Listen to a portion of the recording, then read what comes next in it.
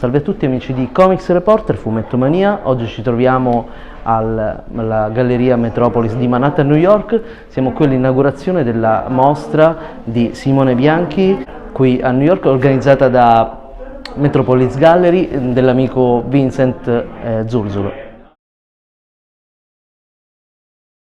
Amici, abbiamo qui oggi l'organizzatore di questa bellissima mostra qui a Manhattan. Abbiamo con noi Vincent Zurzolo, è curatore della esposizione qui alla Metropolis Gallery su Simone Bianchi. Cominciamo con la prima domanda. Intanto grazie, complimenti per la tua bellissima mostra. La prima domanda è riguardo appunto, parlaci di come è nata questa idea. Thanks so much for coming down, really appreciate it. So my name is Vincent Zurzolo. I'm the curator of Metropolis Gallery here in New York City. I'm so proud and excited to be able to share the artwork of Simone Bianchi as well as Ken Lashley, two incredibly talented artists in the world of comic books who work in very interesting and different mediums. Simone primarily in paintings and Ken Lashley in more traditional pen and ink. Both incredibly talented, and it is really a pleasure to be able to look at these paintings and pieces of art up close and in person, to appreciate every brushstroke, every line, every detail that they put into the artwork to bring across an incredible story that people around the world enjoy.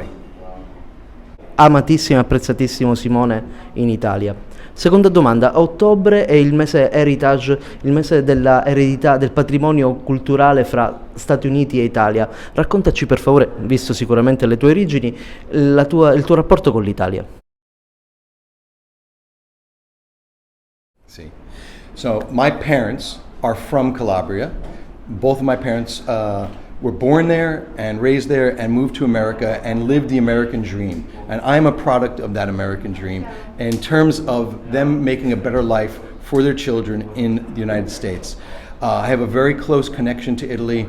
I've been there over 20 times. I have family all over Italy. I traveled there to the Lucca Comic Con twice and had the greatest time. I took my father there. We got dressed up in cosplay. He was Magneto, I was Wolverine. We had such a spectacular time. So for me, having to have this connection between what I love, comic books, and the heritage that I feel so close to, the Italian heritage, is just really, really special. And being able to have Simone's art here is just means the world to me. I wish that we weren't living in this time of COVID and he could be here in person, but we also did last night a virtual gallery show with Simone and with Ken. We were able to share their art and artistic approach with people around the world. Vi invitiamo insomma a vedere queste opere d'arte che sono veramente stupende. Conosciamo la grande bravura di Simone. Vi invitiamo ovviamente perché Vincent, in galleria ci sono delle tavole originali in vendita.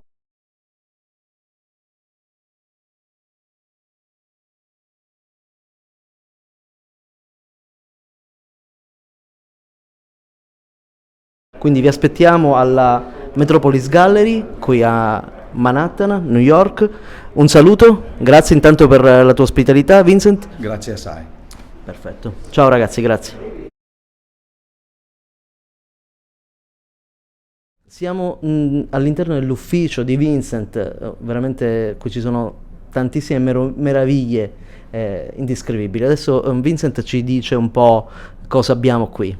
Thank you so much for coming into my slice of heaven.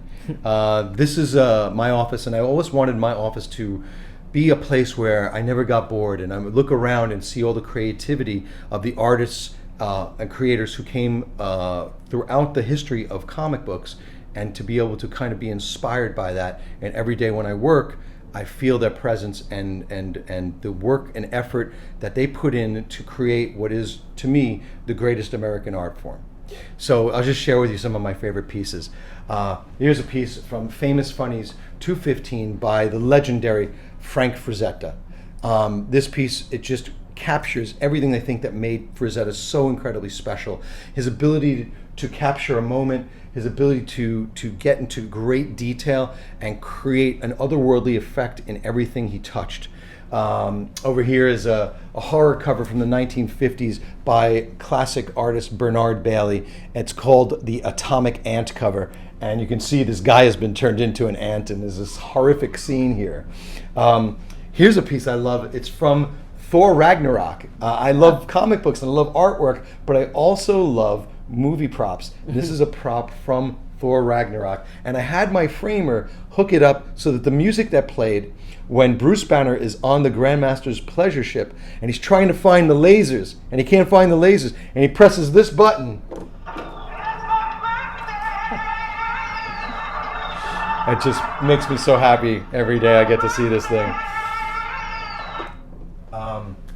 Around here, one of my favorite artists is Gil Kane. As you can see right here, this is the first appearance of the furry beast from Amazing Adventures number 11. Two of my favorite artists, Gil Kane on pencil and Bill Everett on inks. Bill Everett's one of my all-time favorite. I just love his creations and the way he drew water. I don't think anybody else captured an ocean scene the way Bill Everett, the creator of Submariner, did. Yeah. And over here some more Gil Kane art, as well as the co-creator of Spider-Man, Steve Ditko. So this is the first page where Electro ever appeared in Amazing Spider-Man number 9. And you could see him charging up his powers. Above it, you have Spidey swinging and Gwen Stacy. And above that, an adventure scene with Spider-Man. So this is really cool stuff. I'll show you a little bit more. Right here is one of my favorite artists, a true master of the modern age, Todd McFarlane. This is his classic run on Amazing Spider-Man. This is issue 323 with two of my favorite characters, Captain America and Spider-Man. And the detail and the spaghetti webbing that he did, Italian webbing, spaghetti webbing, is right there. Another favorite of mine, when I was a kid, reading the Wolverine miniseries by Frank Miller and Chris Claremont and Joe Rubinstein. And this is a great fighting page, action page. And over here, this is the first time Wolverine ever said, "I'm the best there is at what I do, but what I do best isn't very nice." That's the first time he ever said that. It's just a fantastic piece. Up here, we have Harry Houdini's handcuffs, over 100 years old. I'm a huge Bruce Lee fan, and I was really thrilled to be able to get this piece over here, which is Bruce Lee's only signed movie contract. It's with Golden Harvest from 1971. He signed it, and Raymond Chow signed it. To the right, another cool piece, not comic book related, but Andy Warhol Polaroid of Dennis Hopper. Really cool. Easy Rider. Yeah, Easy Rider, exactly. Mamma mia. And then we have Mark Texiera on Black Panther, Frank Frazetta again. And again, this is something that makes me really happy because I get to look at this and get inspired by it every day. Thank you for joining me for a glimpse into my little world of comic books and artwork and collectibles. No, grazie a te Vincent, siamo rimasti a bocca aperta. Tutto veramente dei tesori senza prezzo. Grazie a te per l'ospitalità da parte di Comics Reporter, Fumettomania, amici italiani. Alla prossima, a presto. Ciao, grazie. Fantastic.